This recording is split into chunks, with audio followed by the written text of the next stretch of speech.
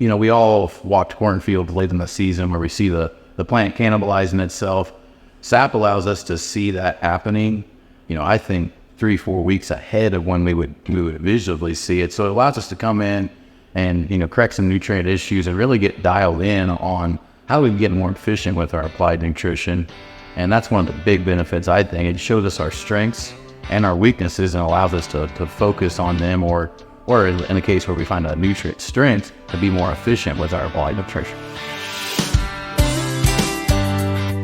Today we want to talk to you about the differences between historical plant tissue sampling and our new testing methods that we're using called plant sap sampling. What is the difference that you see? We've been using tissue for a long time, and I think what tissue does well, Mike, is gives us a look at total stored nutrients.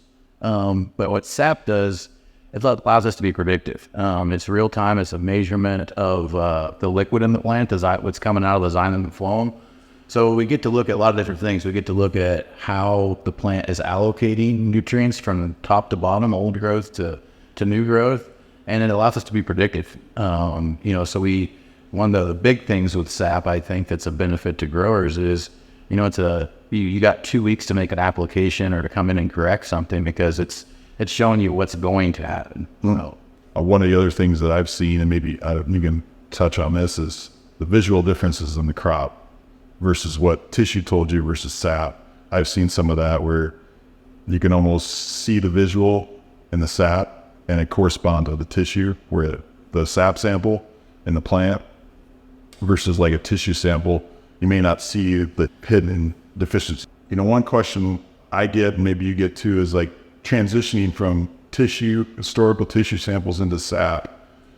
Like a grower, what should they expect, or what are questions that you get that you can answer? Yeah, from pulling them, we like to pull them before noon, obviously, is the best, and we want to keep them cool. So we zip lock. We want to shut off all the liquid in the plant, keep that from evaporating. That's a lot different from tissue where we use cardboard bags. So we shut that down. We lock that up, and fast turnaround. I've been excited with New Age, 2 to 3 day turnaround, allows us to get right to it.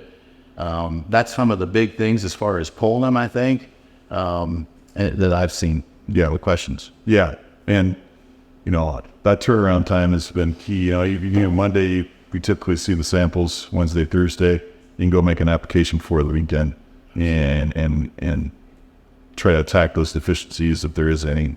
So with tissue, we was building a data set a year in advance to find our strengths and weaknesses, and then making recs or redoing recs to the following year, where sap allows us to come in real time, and whether that's a foliar blend, a side dress blend, and say, hey, we are really low on mag on this field, and we can make custom blends on the fly. I feel a lot easier, and that's, I think, for the grower, we're not going to go apply potassium in our side dress if we don't need it.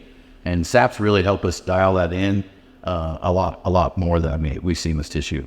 You get in a dry year, potassium may be your weak link. You get the year where you've got great soil hydration, potassium may not be the weak link. So sap allows us to, on the fly, say, oh, we got a phosphorus problem now, not a potassium problem. So that's been big for us. And the other thing I think that brings value to the grower, there's lots of products on the marketplace.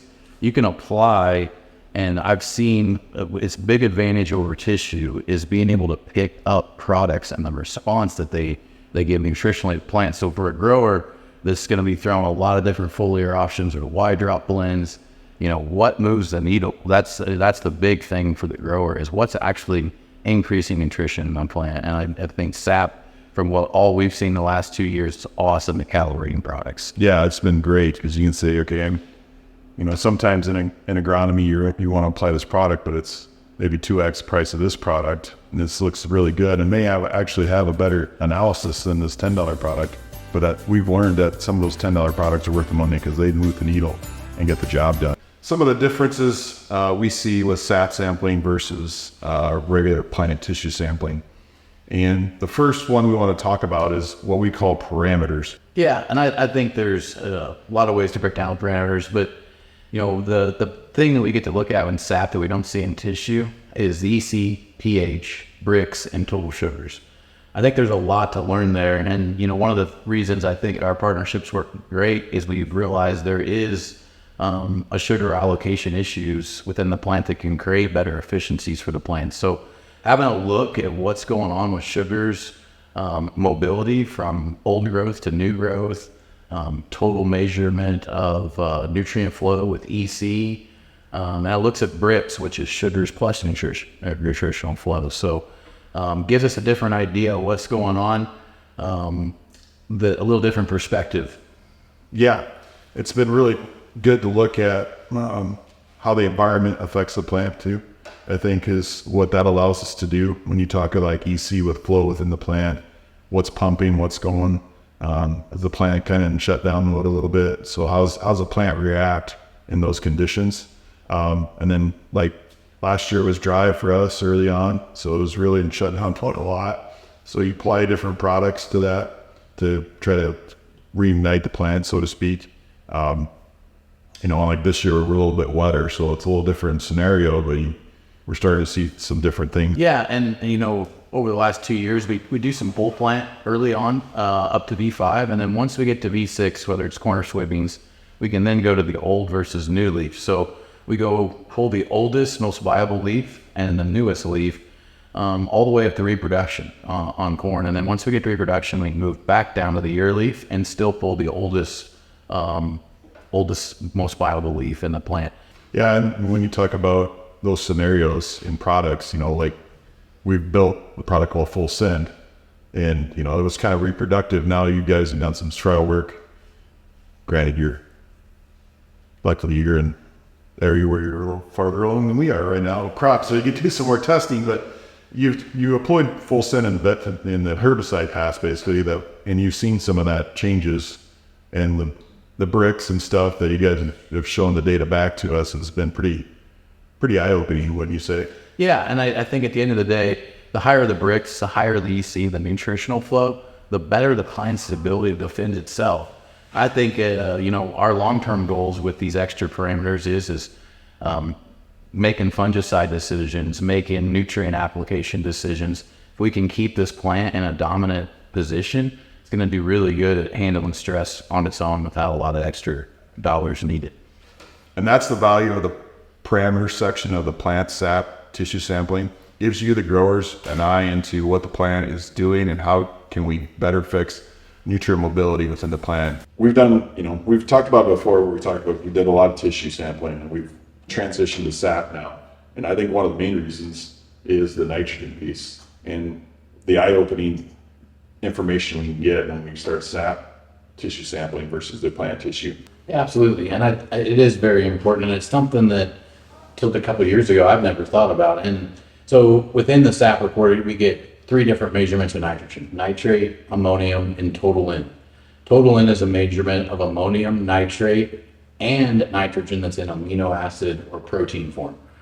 And something we haven't talked about is assimilation of nitrogen a lot. We haven't really focused on that in agronomy. And what SAP shows you is unprocessed nitrogen in the plant. Assimilation should take place in the root. But when we have rapid flows of nitrogen, a lot of ammonium and nitrate will end up in the plant. And it can still be assimilated in the plant, but it takes lots of energy to do that. Go back a couple of years when we were just tissue sampling, we got nitrogen on the tissue sample, it's like 3%, right?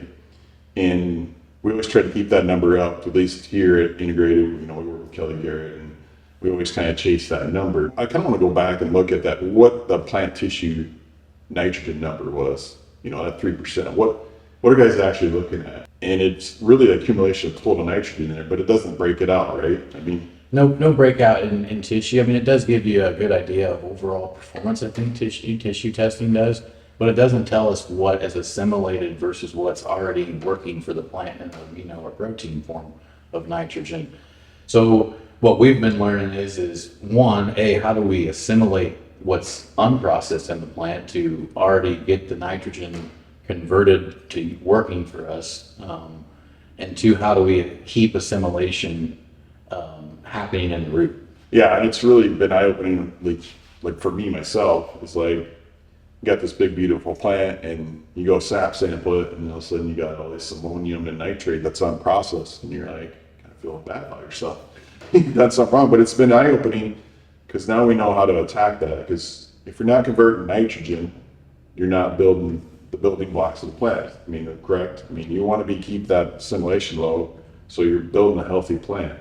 Because there's some negatives that come with having too much nitrogen, nitrate, and ammonium in the plant, right? I think the big thing is the energy required to assimilate once that ammonium and nitrate's in the leaf. So what we've figured out, and had great success with is running more carbon in furrow, running the micros in furrow, trying to keep the building blocks for assimilation where it needs to be at the root. Yeah, but I would agree. That's the same things we're trying to figure out. You guys are in the flat black Illinois, beautiful country. We're out here in the Western Iowa Hills. We can't wide drop necessarily, but there's still things we can do to mimic what you guys do with your applications. So I think the sap tissue sampling has been really good, especially with the nitrogen. We talk about it a lot, obviously, and I think nitrogen management is going to be a big part of it's been a big part of our industry for a while, but I think going forward it's going to be even more important as, regulatory or environmental issues become a more prominent thing in our landscapes. But what do you think about when you think about micros? When I think about micros, I think about them being the way the plant communicates with its environment, and all enzymatic reactions are created through micronutrients. So it's a very big piece that we don't pay a lot of attention to. As we talked in this video series about the difference between plant tissue sampling versus sap sampling, the tissues we don't really get a big profile of micronutrients in it. We don't do near as big a profile as we do in sap. We get a lot of, a lot of the mini micros, secondary micros, molybdenum, the cobalt, those things.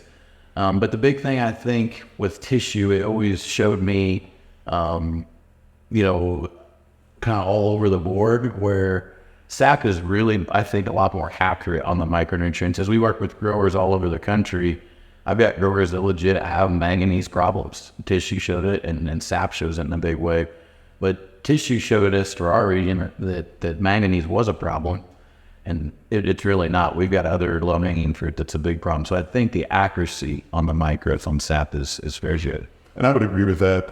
It's kind of opened our eyes to not only just those regular ones, the zinc, borons and stuff, but the secondary mini micros, as we like to call them, cobalt, nickel, copper, things of those. It's opened our eyes. And it even goes back to, wouldn't you say, like the nitrogen management piece and those enzymatic reactions you're talking about? I mean, when you start looking at your end conversions on the sap sample, I mean, your micros are failing too.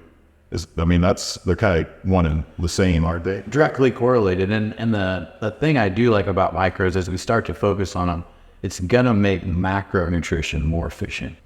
Yeah, and it's been great to be able to measure the micros too. I think, on tissues, we went out there and did the Chad Henderson from Extreme Mag thing and just piled on boron, and you kind of see some movement, but then it's just kind of like, well, did we do anything? And, when we started applying these micros in different forms and different ratios, you can see them move on the sap. Oh, absolutely. And for being from the Corn Belt, I was really only familiar with EDTA chelation of micronutrients. And what we've learned is, that's great in blends and soil applied, but it doesn't really always move the needle when it comes to a foliar app. I think the big takeaway from micronutrients, they're immobile within the plant. So if the soil is not supplying it, we need a gradual flow of micronutrition. So, learning to work through how do we manage micronutrients to the most efficient way possible is SAP's really helping us dial that in. Yeah, I would totally agree with that. So if you want to learn more about micros and mini microbes, feel free to reach out to us, and we'd love to talk to you.